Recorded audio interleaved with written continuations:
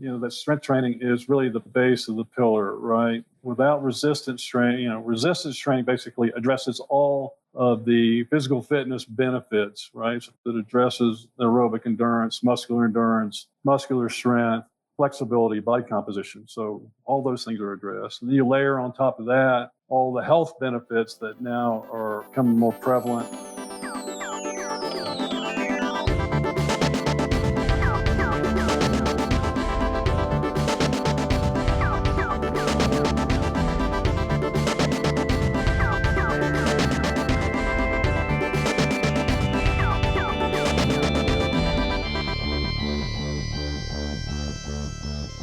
We are about to launch. All right, drum roll, please. Truth that trends. Trend. What's going on, everybody? Cheapest drums in town. We're here. We're Table back. drums. We're in the studio. Just TNT slightly more live. expensive than drumming on your legs. Yeah, that's right. I don't need no stinking table. Jesse Schmidt and Liam Bauer in the building. This is the podcast where we help you maximize your strength as safely And efficiently as possible. My name is Jesse Schmidt. I've been a strength coach for 2,580 days. My name is Liam Bauer, and I have been a strength coach for 36 years and counting. Counting. Today we have an interview with none other than Chuck Bixby, clinical exercise physiologist, master of primary prevention and cardiac rehab, and a high-intensity training specialist. All those things are true. I concur. Chuck's out in North Carolina now, but his claim to fame is that he worked with the legendary Roger Schwab as his general manager for 6 years. He's been in the fitness industry since 1977. He's making me look like just a youngster. I mean, he looks pretty young. He's still looking pretty spry over there in North Carolina. And we're going to talk with him today about strength training, about equipment quality. Yes. Bosu balls. Right. All kinds of good stuff. A little bit of work that he's done all over the place with teams and athletes and in the mainstream. He's a prodigious individual. Indeed. So you're going to love that. Before we get to the interview, we want to remind you to check out tntstrength.com for our delightful supplement assortment. We've got the D3K2. We've got the creatine monohydrate. We've got the whey protein isolate, omega-3. And the probiotics. Count them 1, 2, 3, 4, 5. All available at tntstrength.com. Free shipping anywhere in the United States. That's right. Sorry if you live someplace else. You know, at TNT Strength, we recommend a high-protein, whole food diet. But if you know you have some gaps, these supplements can help you fill them.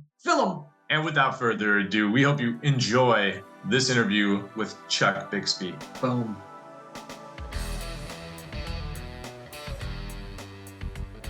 Welcome, Chuck. Good morning.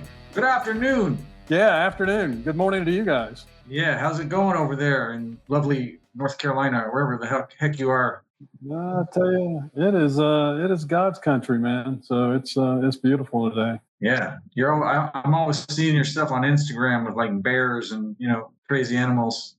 Yeah, I got a few bears that walk around the yard here and there.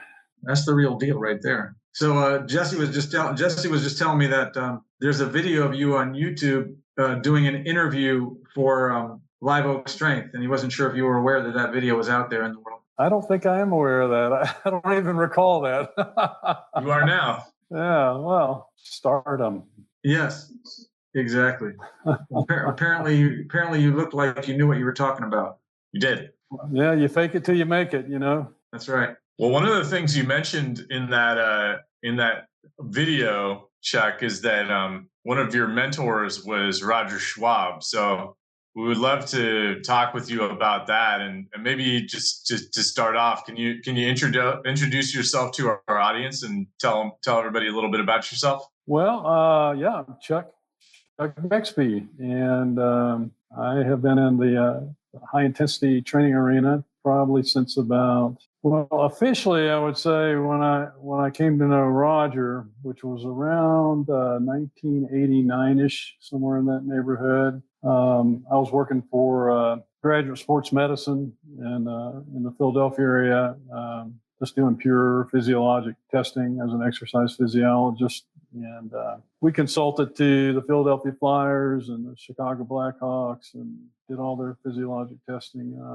Did a little bit of work with the Eagles and the Sixers, and then athletes and regular folks off the street. But yeah, I'm a clinical exercise physiologist by training, and have worked in various aspects of the fitness industry since probably 1977 when I first got in, running an adult fitness program at State University in North Carolina, Western Carolina. Nice. And then I kind of got in and out, but I worked in corporate fitness, ran corporate fitness facilities for a company that did management contracts and turnkey type programs, but ran a program for Westinghouse in Pittsburgh and Pennsylvania. Ran a program in Philadelphia area, Newtown Square for Arco Chemical International. And I worked at Graduate Hospital, as I mentioned. I ran a program at St. Helena Hospital in the Napa Valley, dabbled in training here and there,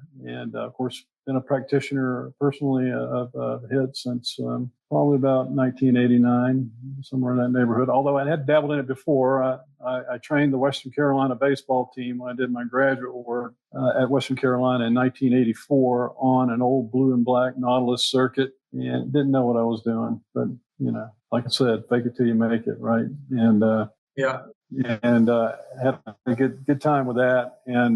And then really my first exposure to high intensity training was I had met my wife, she was a girlfriend at the time, in Pittsburgh, Pennsylvania. And I got taken through a Nautilus circuit at a small boutique, like Nautilus training facility. They had like two circuits set up of, again, the old blue and black.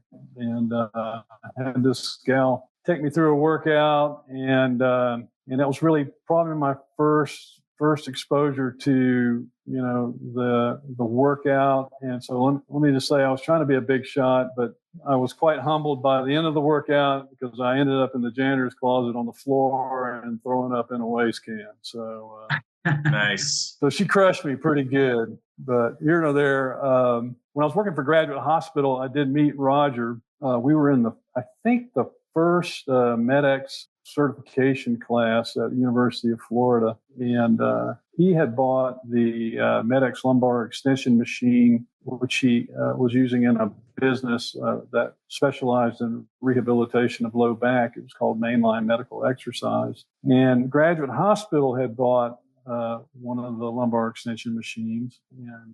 And we were using it primarily for research purposes, just to see what it was all about. And I think his serial number might have been like 001, but it was very low. And I think ours was like 003. And he's trying to figure out, when we met down in Florida, he's trying to figure out, why we had the machine, one of the largest hospitals in Philadelphia, why they had it in their sports medicine center, which was an ancillary facility in Wayne, Pennsylvania, and what we were doing with it, and if we were going to be a competitor, which we weren't.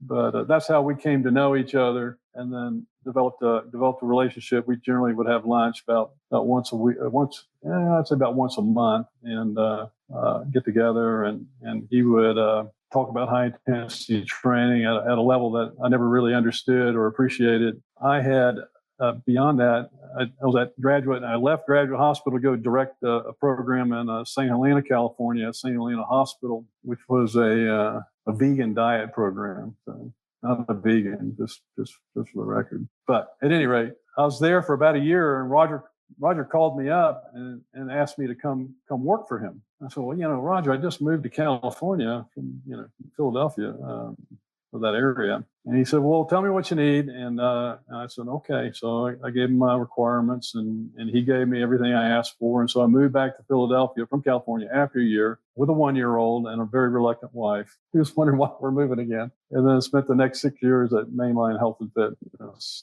Started as, he hired me as an exercise physiologist, eventually was general manager. And he had undergone a tremendous amount of growth. He was in a smaller facility. It was in the same building. It was an office building, 3-story office building. And he had, I think, about somewhere in the neighborhood of 6,000 square feet that he had over, I don't know, probably 100 models machines jammed into it. And I remember the trainers used to have races around the tops of the machines, see who could get around the gym without touching the floor the fastest. But at any rate, he had expanded to about a 25,000 foot facility where he put all his strength training equipment on the third floor of the facility, and reluctantly put in a cardio area. That was kind of the bane of his existence, I think. But he did put a cardio area in. It was a membership club, and also there was a competing studio next door that had group exercise, aerobic dance, step, all that kind of great stuff, so no one ever. And he eventually acquired that as well. And then also had mainline medical exercise moved in as well. So we had the physical therapy component there, the gym, the group exercise. It was a really kind of a cool place to be. Yeah, so that's my experience with Roger. And of course, Roger was an incredible man in terms of knowledge. I just thought he was way ahead of his time. I think he always spoke in terms of safe, sensible, meaningful exercise. And I think he, was aware of, the health benefits of resistance training well beyond anybody else. And, finally the scientific literature started to catch up. And of course, he was right about everything. And Chuck, just so, because our audience might not know who Roger Schwab is, can you tell us a little bit? I mean, first of all, we're talking about Roger right now because he recently passed away in 2024, and many people in the high intensity kind of niche of the fitness industry knew him well and knew his work and his business and had a lot of respect for him. But can you tell us a little bit about? I mean, you were the general manager in Roger's business. I mean, that sounds like it must have been an amazing experience. I'm sure a lot of hard work, and would love to hear more about that and about your, what it was like to be connected with a guy who, I mean, we had Roger as a guest on our podcast. I mean, he was working in the fitness industry for over 50 years. And I mean, that there are not very many people who can say that about any industry. So pretty incredible to be around a person like that.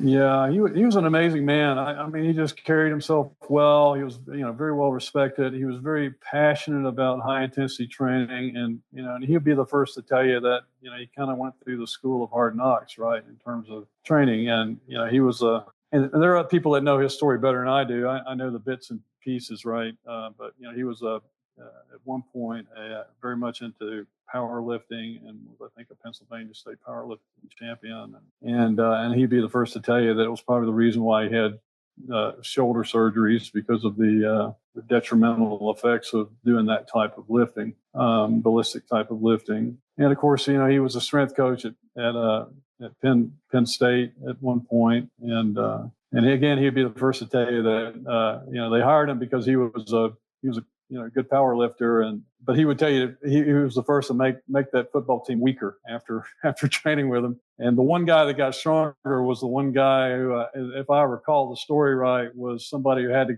think he might have been in medical school, but he had to go to a lab on the strength training days, and so he missed the strength training, and so he actually got stronger than the rest of the team. So because they were overtraining back then. Probably overtraining and really not doing. Training to demonstrate strength rather than build strength, I guess, is probably a better way to put it. Yeah. At any rate, and I know, I don't really know the story about how Roger came to know Arthur, but I know they knew each other well. And I met Arthur a few times down in Ocala, Florida, and had the pleasure of touring his ranch, and that all of that was a very unusual experience in and of itself, but a very good experience too. But Roger was a big firm believer in the machine-based training, the value of the NOS equipment and what the CAM brought to the table, and then later the MEDX machines, which were pushed by a lever, had a lever that pushed the weight stack up, basically had very low friction in the machines, and so were very ideal for training on, and maybe getting to that true point of momentary muscle fatigue, I guess, is what most people would believe about the MEDX. And so he had quite a bit of that equipment. Yeah, and then I know most recently he was working with X-Force the equipment that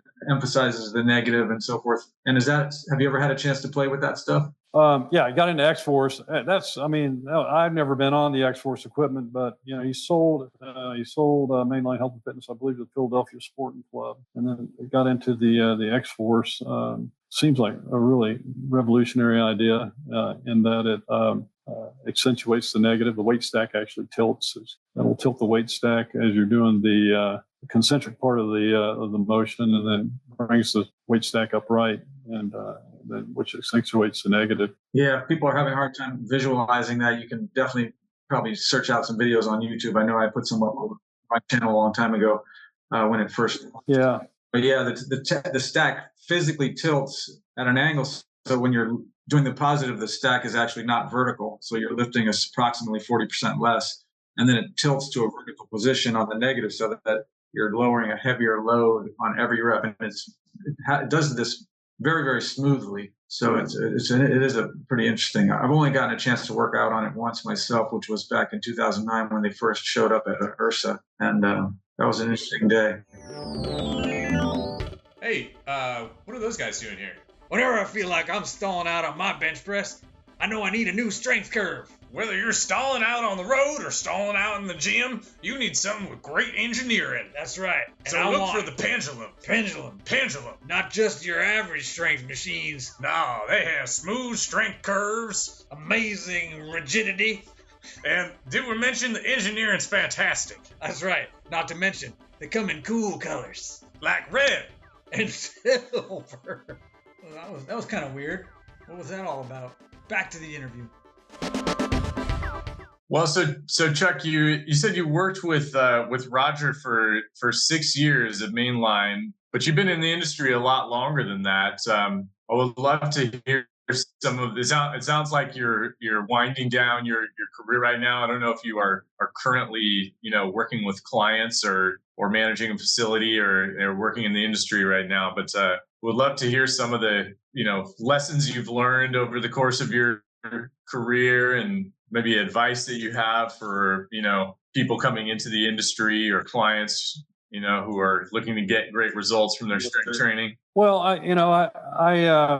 when I left Roger, I bought a gym in the Sacramento area and ran it as a membership type of facility, and I will tell you that I probably didn't do a great job. I ended up selling it and getting out of it without a black mark, which was a good thing. And I worked in business consulting for many years. I sold SAP enterprise software systems. I did business development for a technology organization, Linux Professional Institute, trained people to become Linux system administrators, which none of this has absolutely anything to do with high intensity training. But all during that time, I've always trained, and so since 1989, I have religiously, diligently done high intensity training. And I think the beauty of it is the simplicity of it, right? And that it doesn't require a lot of commitment and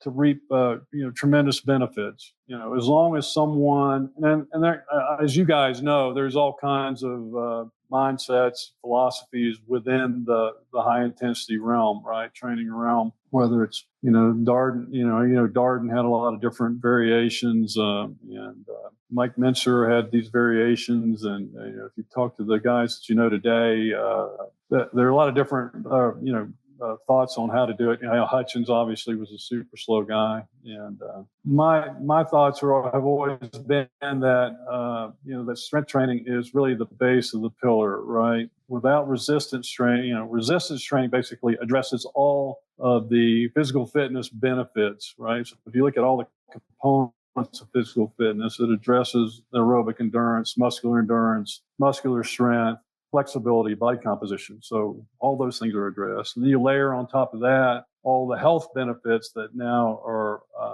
becoming more prevalent in the peer-reviewed literature, as far as improved metabolic function, better blood pressure control, better glycemic control, reduction of lipids, all of these things. And then, of course, there's the bone, the musculoskeletal benefit, right? Increasing, being able to increase bone mineral density, building support around the joints, making you less susceptible to fall. And then certainly if you were to take a fall, you'd be less susceptible to fracture. And so now that I'm a senior citizen, so to speak, officially on Medicare, I really appreciate all that now.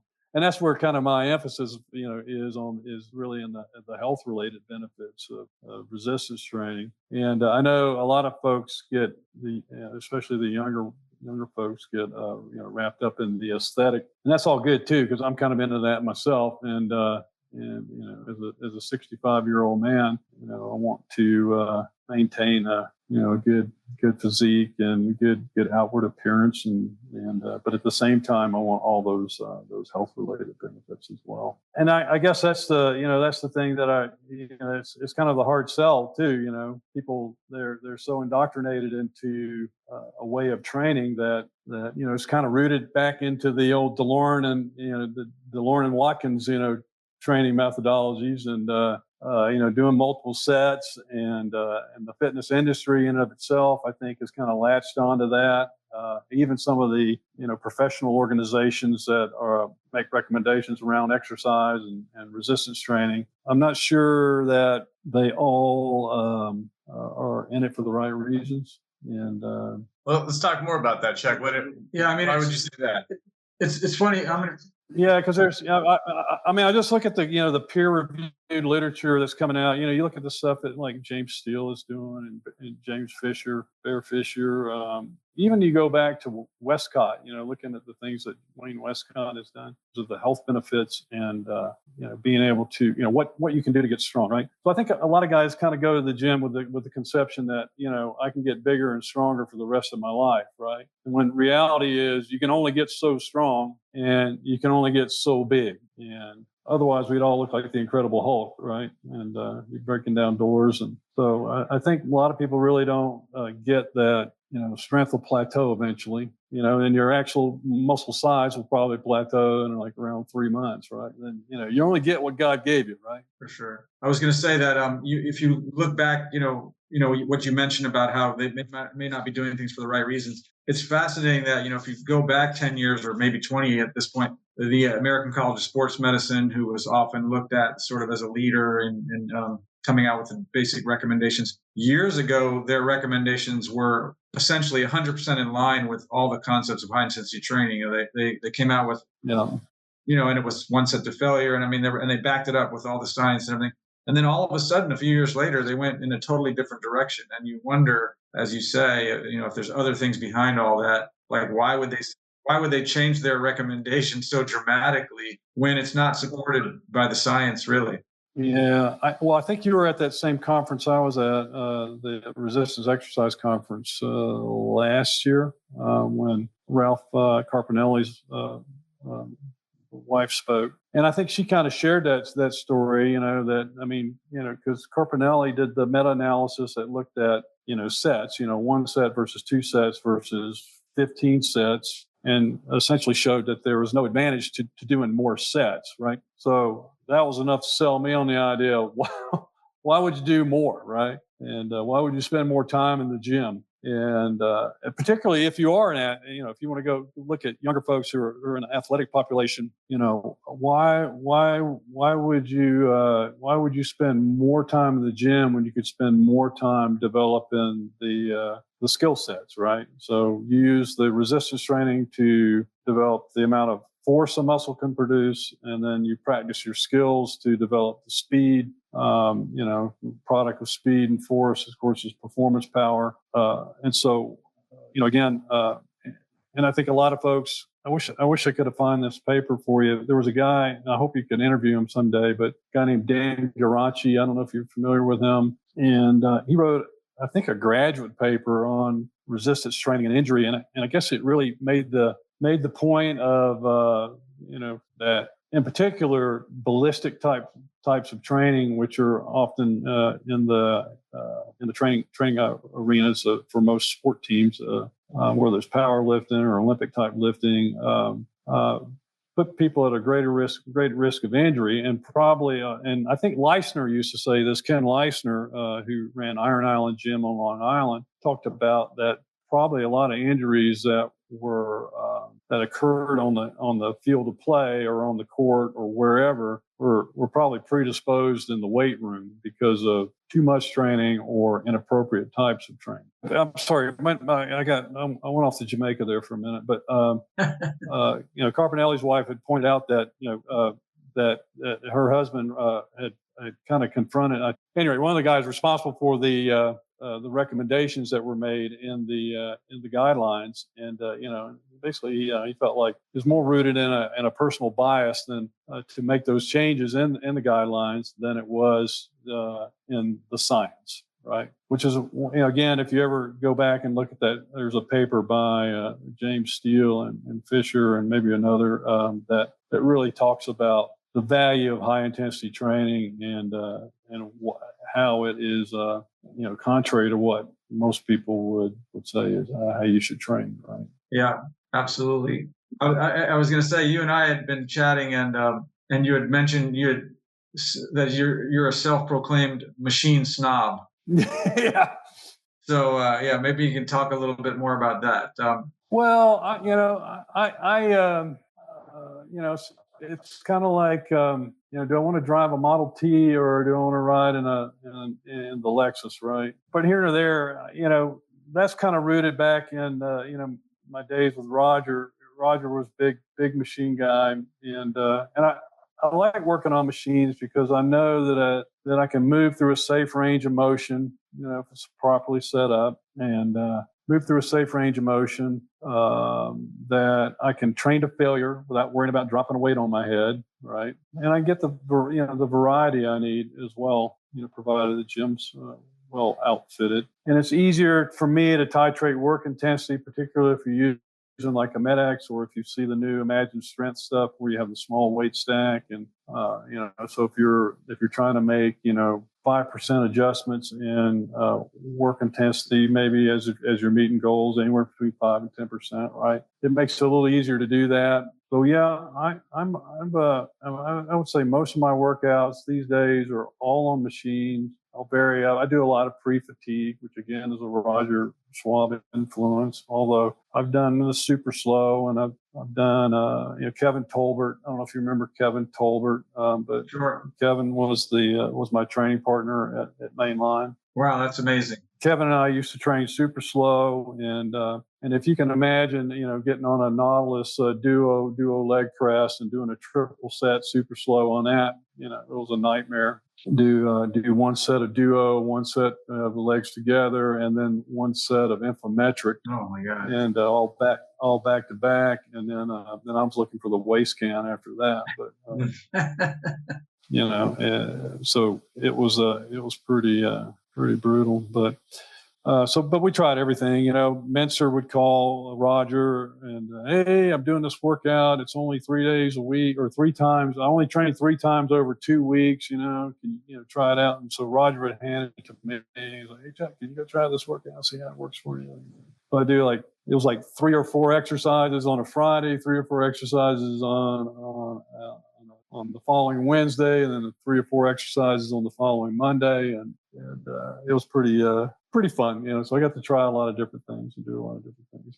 But nowadays, mainly machine-based training. I do a lot of pre-fatigue and single joint motion followed by multiple joint motion, for those that don't know. And I would say that as a 65-year-old man, I've probably peaked out. But I do from time to time do a little, some finishers on the end, where I might do, a rest pause or do a breakdown set or that type of thing. But I don't really believe there's a lot of value in that. Just to satisfy my own need to preserve my T level. That's what I do. What did you think about such minimal training, like maybe just 4 sets every 3 to 5 days, or something like Menser's kind of consolidation, or his sort of ultimate program? Well, I think what I think about it is is that, and Mike was I probably wasn't at that point, but Mike was probably at that point where, the stronger you get, the deeper the inroad you're able to work into a muscle, right? And because of that, you need more recovery time, because the exercise in of itself, it produces nothing of value. It's a destructive process, right? It's the recovery that allows a response. And so I think where a lot of people miss the mark is that the stronger you get, the less you have to do, and to keep that muscle or keep that strength or all the benefits that are associated. So I think Mike was probably at that point where, because this was probably toward the end of his career, late 80s or early 90s, where,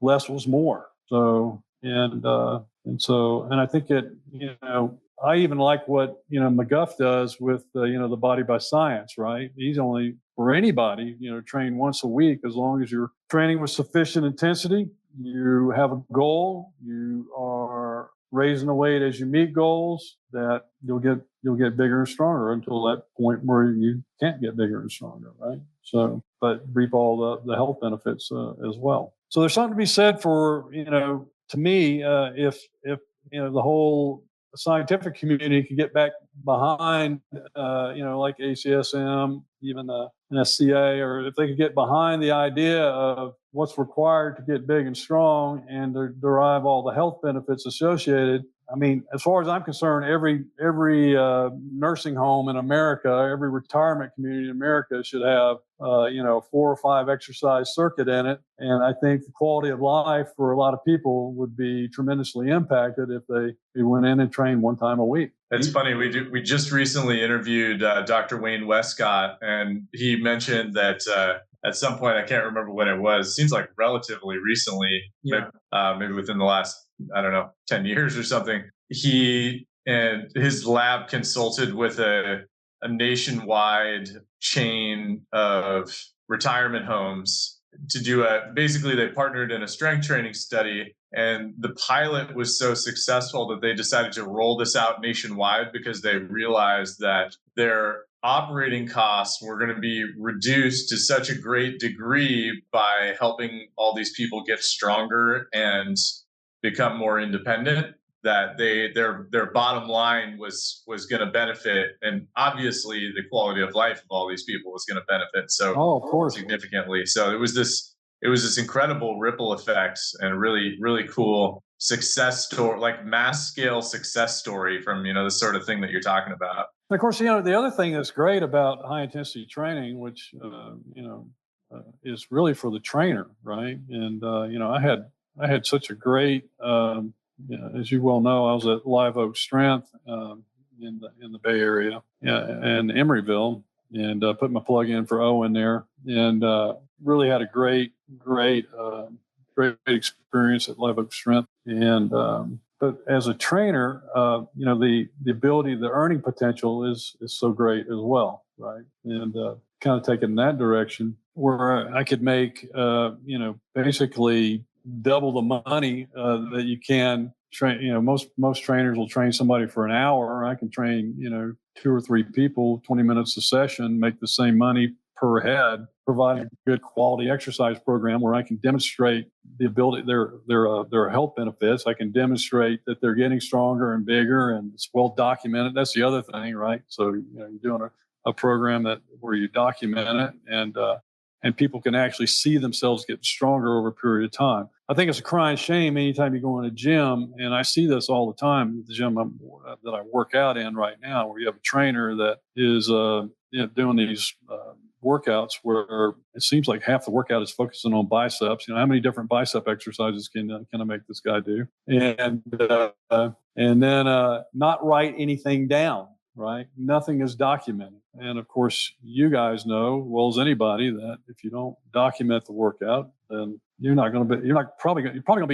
client's probably going to end up being pretty disappointed at some point in making a change. Yeah, that's like a song that we have been singing since the beginning. It probably sounds quite repetitive to anyone who's bothered to listen to the entire catalog. It's like if a tree falls in the forest, did it make a sound? If you did a workout but you didn't track it, did you actually even do the workout? Exactly. But yeah, so again, it really goes back to, and I'm not saying it's the only way to train. I mean, I guess if you like doing multiple sets, that's great. But if you're not working with sufficient intensity, you're not, don't have a goal in mind. You're not raising the weights as you meet goals, and you're not writing it down. To me, it's pointless. It's a fruitless pursuit, right? Yeah, Jesse's been making that recommendation for the beginning, which I appreciate, so that when people, rather than argue the number of sets with anyone, but just saying no matter how many sets you do, make sure at least one of them is actually to failure. I found myself in a unique situation at our previous company where I was managing the personal training team, and despite my best efforts, could not really persuade, very many of that, 10 to 15 trainer team to train in a high intensity style. And so I sort of, I did the, if you can't beat them, join them thing, and just said, all right, well, do as many sets as you want to do. But, if it's the first one or the last one or somewhere in the middle, just work as hard as you can in one of them. Yep. Not saying I agree with it, but if you can't beat them, then at the very least, apply the principles that I guess originally, if you go back to DeLorme, the original principles. If you're going to apply those, you gotta document your workout. Otherwise, what's the point? And instead of going in and doing your cosmetic workout, right, which a lot of these guys do, and as you well know, pump and feel doesn't mean anything unless you document your workout, right? So. Yeah, I coming back to the recovery factor too, like one of the biggest kind of light bulb moments for me was I was working with Pete Sisko, who you might know, who's a coach who has recommended various versions of high intensity, low volume stuff over the years. But I actually was working with him directly. He was actually doing a study, and I was one of the participants, and so he was designing all the workouts. I was just performing them and then returning my results for him to track and so forth. And at one point, I was using a leg press at a gym that I was accessing, and in the leg, I'm pretty strong in that movement, so I had to do single leg presses because the stack was not going to be enough for me with double leg. So I had been doing single leg presses, and he was designing the workout, so he sent me the information for the upcoming workout. And at that point, my goal was to be able to lift the entire stack on the machine, which I think was 300 pounds. And he had set, goals for me. And I came in and went to do it, and I literally couldn't budge. I could not budge it at all. It didn't move. And, I wrote back to him and I said, you gave me this assignment and I literally couldn't budge. And I said, what should I do? And he said, just take 10 days off, and then do it again. And nothing else. Like, don't make it lighter or whatever. And I just did that. I took 10 extra days off, and I came back and I was able to do the whole stack with one leg for the recommended reps and everything. Yeah, and that's the only thing I did different. Just took a longer break, Yeah, that's really interesting. Because when I was at Live Oak, I had a guy that was from Great Britain, and that I was training, and he says, "Oh, I'm going home for the holidays, and I'm going to be away for like a month." And I said, "Great. Well, we'll see you in a month, right?" And he comes back in a month, and I'm setting up his weights. He goes, "Aren't you going to drop my weights?" And I said, "No, I'm not going to drop your weights." And because I think what you're going to find is you're going to be able to do this just fine. And sure enough, he sits down on all the machines and basically hits his goals on just about every machine that he did. So there's something to be said for having a good rest from time to time, and there's something to be said for recovery, right? I think what happens when you take a layoff of more than a couple of weeks is that mentally you've rested, and so you might not remember as acutely how challenging the workout is. So we have that similar experience, that you had with that guy all the time here. And people ask, I feel so much weaker. You're going to have to cut the weights in half and we say, no, we'll go back to right to where you were. And a lot of the time people set personal records and they're just flabbergasted. It doesn't matter if we've been to them the research that shows it takes longer than 3 or 4 weeks to lose any amount of strength. Mm-hmm. It's a feeling. It's a visceral. Yeah. It's a mental, emotional feeling that people have that they'll never be able to accept rationally. Oh, science says it takes more than 3 weeks to lose any amount of strength. Okay, I accept this. Let's do this hard workout. It's just they're human. Yeah. It's so funny. And I trained another guy who's a professional cyclist over at, this again was at Live Oak. And he was so used to the old, training and doing multiple sets and doing kind of things that were not, kind of in line with high intensity. And he was a little bit of a skeptic, I guess, when I started training him.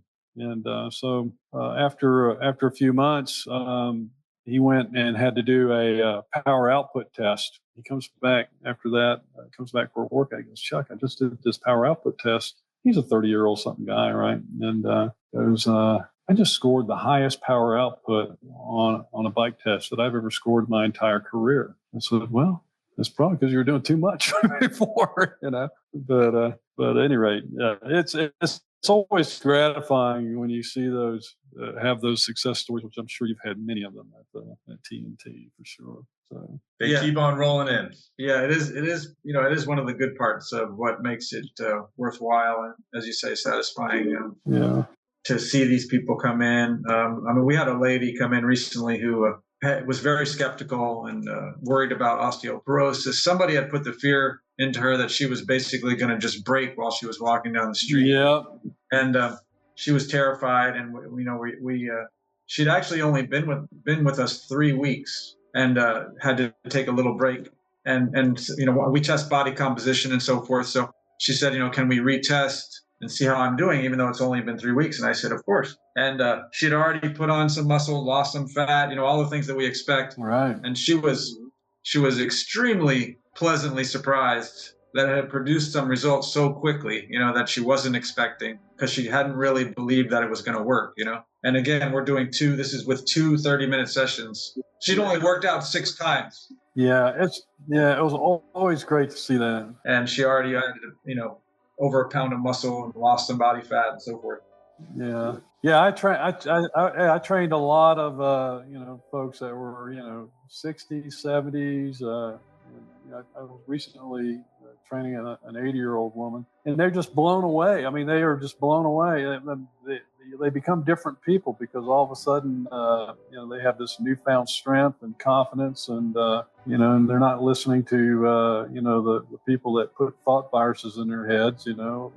Whether it's their chiropractor or their massage therapist or everybody else who thinks they're an exercise expert, the aromatherapy person or whatever. And all of a sudden they have this aha moment and they're able to ambulate better. They're getting up and down out of chairs better. And, they'll come in and, my A1C is down, I can't believe that. And I'm like, yeah.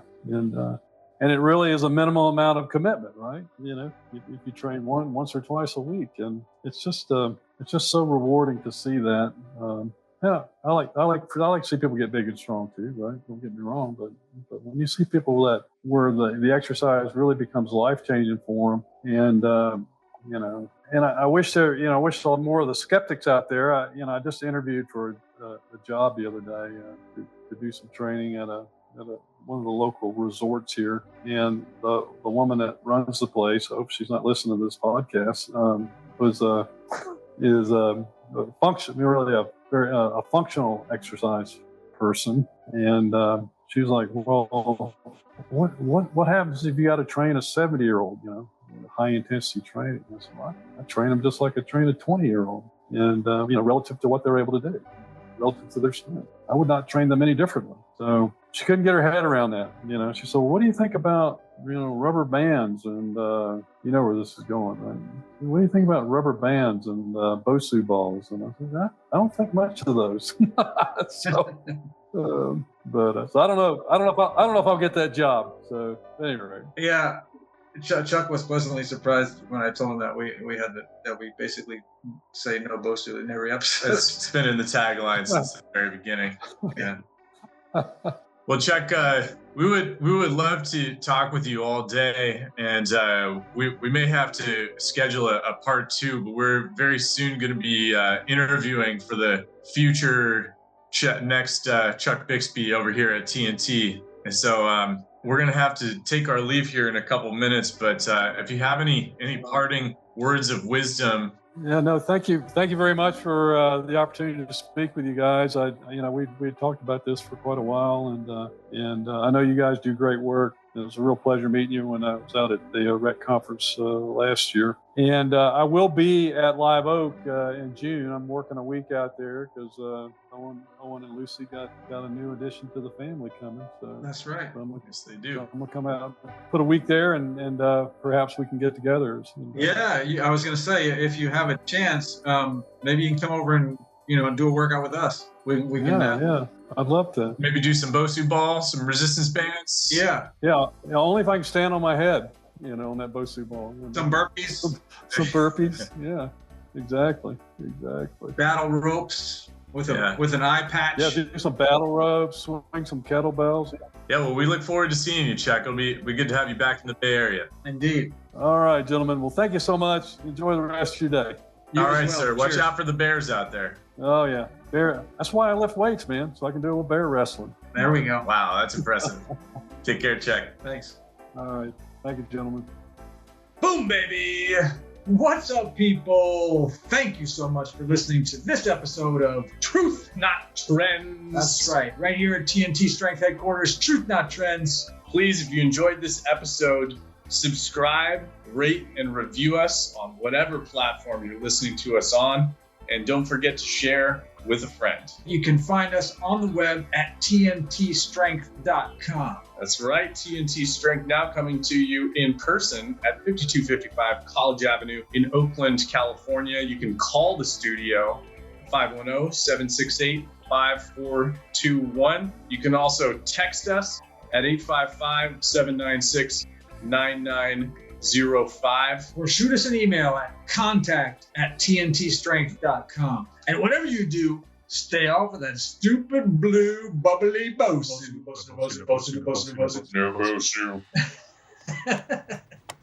Question.